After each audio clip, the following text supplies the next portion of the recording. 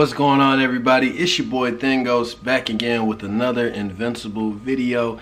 And what I want to do is actually follow up on a very interesting video topic I made a while ago before the show even dropped. So it'll be interesting to go back into this topic now that the show has aired and I can actually see how they displayed these different characters from the comic in the show, like how they displayed their feats and stuff like that, so I can go back into it. I can talk about this discussion with fresher eyes, you know what I'm saying, and just throw some more things out there. So I made a video a while back called Viltrumites versus the Saiyans, and then I made another one called Viltrumites versus Kryptonians. Now I'm gonna redo both of these videos. I'm gonna make part twos, follow-ups, talking more about it now that, you know, like I said, the show has came out and we've seen more of these feats and we can really discuss it, go back and forth better and stuff like that. And I've really checked the comments of these older videos, man, and they've been blowing up. You know, it's a lot of people going back and forth,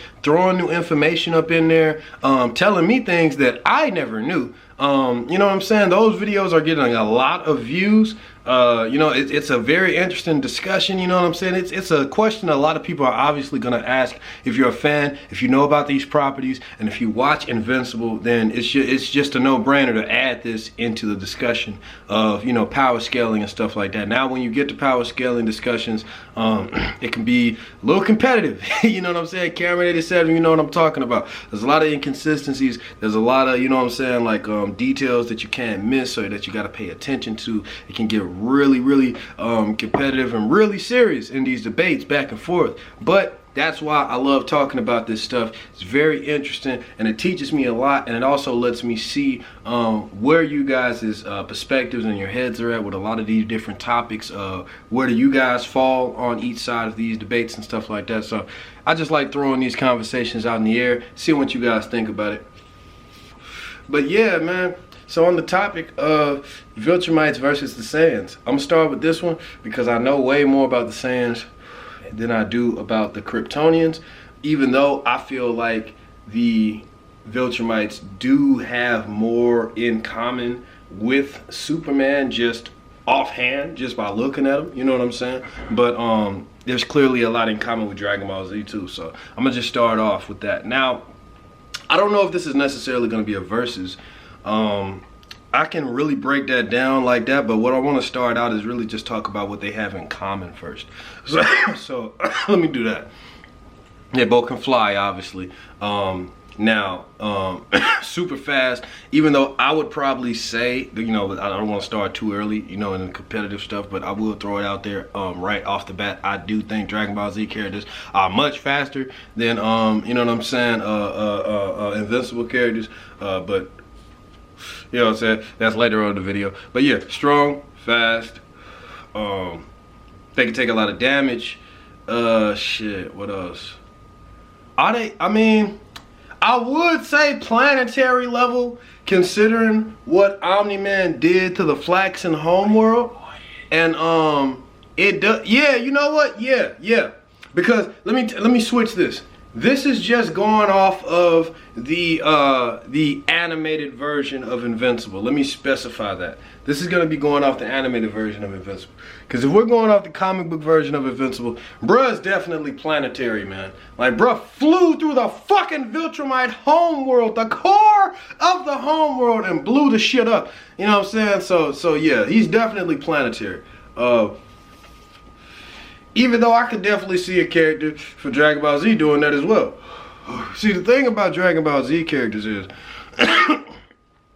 I feel like they could easily do a lot of the same stuff that the Viltrumites characters do in Invincible, but just because of the nature of the show, like how Invincible is way more violent and raw, so it just automatically just shows you the damage, the visible damage, and the overall just rawness and just the strength and carnage of it all right offhand. It, like, you just instantly see the amount of damage done by these blows when you're watching Invincible, as opposed to Dragon Ball Z, where they kind of have to play around with the amount of damage that is dealt because they don't even want to be even though, don't get me wrong, Dragon Ball Z has been very violent on some cases, you know what I'm saying? Especially like the original versions that ain't like censored. You know, they can get pretty raw. But but nothing on the lines of Invincible. And it kind of begs the question of, is it not like that because they don't want to show that, because that's not the type of show Dragon Ball Z is? Of course it isn't. Or is it also an excuse for just saying that their strength allows them to not take as much damage as, say, the characters on Invincible? You know what I mean? It's like that's where your imagination has to kind of take over. Because it's like, if they was just fighting raw to kill straight up, because like I said, you have seen that characters can just get a hole just punch straight through them in Dragon Ball. They can just get blast the fuck up in Dragon Ball. Like, there has been cases where some raw violent stuff has happened. You know what I'm saying? You got arms getting punched off, you know what I mean? People blowing themselves up. Like, no, it goes down. It goes down. It does go down. Hell, Frieza got cut in half with his arm taken away too.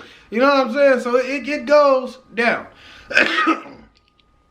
Shit, but if we just saw like an uncut raw fight between Saiyans and Kryptonians, who would win? You know what I'm saying? That's the question. You know, I mean, of course you have Saiyans, they can shoot energy blast.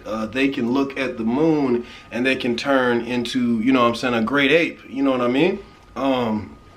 They also they also have the, I mean, even though it doesn't really matter, I'm just throwing it out there for, you know, if they're fighting like an army of Saiyans, you know, lower level ones, they have the scouters, so they can also like sense and see where, you know, different Viltrumites will be. You know what I'm saying? Stuff like that. Even though I think the Viltrumites have like their own set of senses where they can figure out what people are pretty quickly as well. Let's see, what else?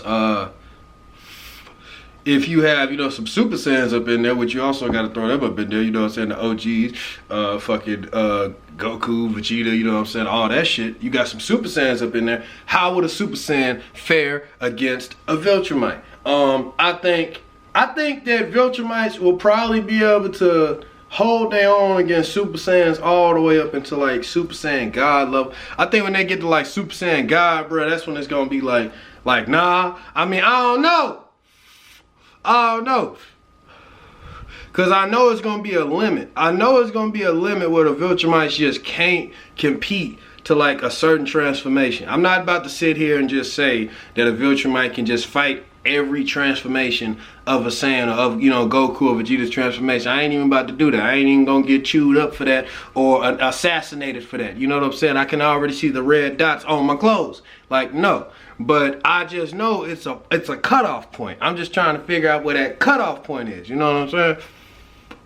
Because, hey, I don't see no Viltrumite punching another Viltrumite so hard that they literally break reality and fight in an alternate dimension for a couple of seconds, and then they punch each other again so hard that they come back into normal reality. Like, I don't see no Viltrumite doing that, bro. Like, ever in life. So, you know what I'm saying? Like, they ain't ever getting that strong.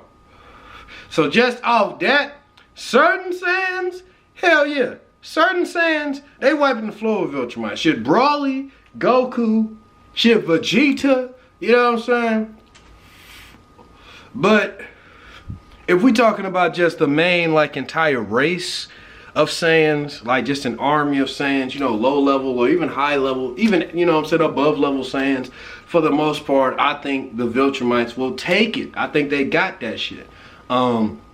It's just the stronger transformation, the stronger levels of Saiyans, they would have to actually just straight up kill these niggas. You know what I'm saying? Like, you know, like if it's Goku that got the transformation, don't just beat him down and then try to talk to him and convert him. No, kill him. Don't give him a chance. Don't be playing around. If you just let your guard down for a second, I feel like they might still be able to take it. You know what I'm saying? Because we have also seen that Goku, even when he like in Super Saiyan Blue, even when he like powered the fuck up, if he ain't got his guard up, you know what I'm saying, then he won't be able to defend against something. So imagine if he just got his guard down, you know what I'm saying, he just talking, trying to be all hopeful and shit, and then one of them just jet up behind him and just, you know what I'm saying, yank his heart out or something. You know what I mean? So even though I think Goku, his senses, he gonna be like, you know what I'm saying, and gonna disappear instant transmission, which is another thing to also throw out there, like I mentioned earlier in the video. I think Saiyans, or at least certain ones, like the ones I was mentioning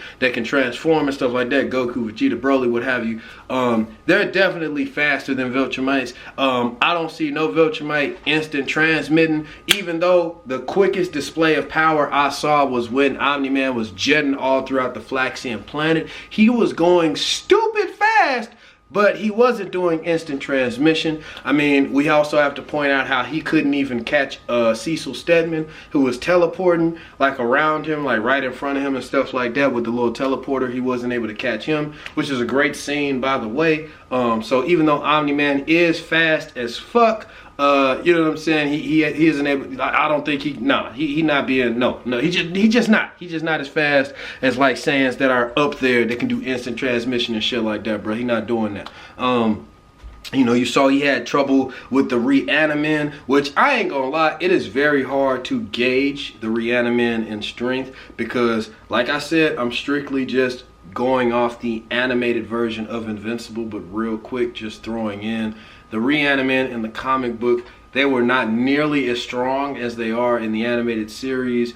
They significantly changed like how they're displayed and done and their power level and stuff. So it's really hard to gauge how strong they are, but just seeing the beat down that they put on Omni-Man, it would make you wonder, like, damn, they probably give a Saiyan a good fight too, you know what I'm saying? So I was just like, damn, you know what I mean? Just make you kind of think about it. So the Reaniman, I'm saving them for a separate video as far as power levels and stuff like that goes, because like I said, that is hard. Like that just came out of nowhere, out of left field. I really want to see more with them, you know what I'm saying? But I'm gonna do a video talking about the power level difference between the comic book version of the Reaniman and the TV show, because that really needs to be delved deeper into. But yeah, man, Omni-Man, he had trouble with the Reaniman, and he also had trouble with that kaiju Cthulhu looking creature thing that they said they took away his pain sensors, and they filled him, doped him up full of drugs to make him like, you know what I'm saying, just stronger and faster and just a little crazier, like kind of like lost it, you know what I'm saying? They just gave him like a whole bunch of like enhancers and shit like that, steroids.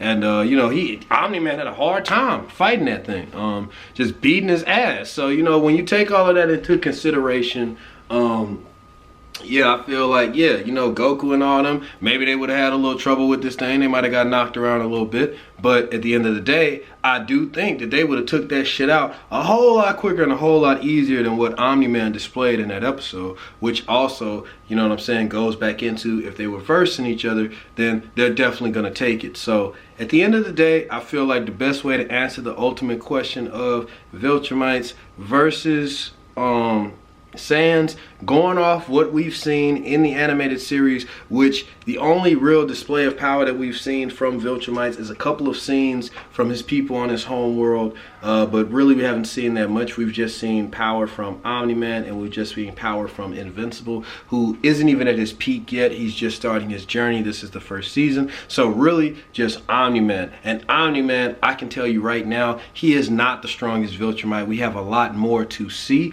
but like I said, just based off going off this first season, what's displayed from Omni-Man, he could probably wipe the floor with most Saiyans easy, low level, high level, mid level, whatever. Just your main Saiyan force, your main, you know what I'm saying, like Saiyan soldier or whatever, you know what I'm saying, Raditz, Snapper, all that, taking them out, no problem. But the later in the story, you know what I'm saying, the more focused on Saiyans, the ones that could do all the upper transformations and stuff, Goku, Vegeta, Broly, stuff like that, I feel like that's when Omni-Man will run into trouble. So it's kind of like back and forth. Can they win? Who's gonna win? Versus whoop-de-whoop. Omni-Man wiped the floor with most Saiyans as far as the race goes. But when we get to the main characters, the Saiyans that really matter, you know, Gohan too. Shit, would Gohan even serve Omni-Man? I don't know. I probably would say yeah, but shit, they did Gohan wrong. But yeah, man, at the end of the day, Saiyans take this one in my opinion. But what do you guys think, man? Let me know. Anyway,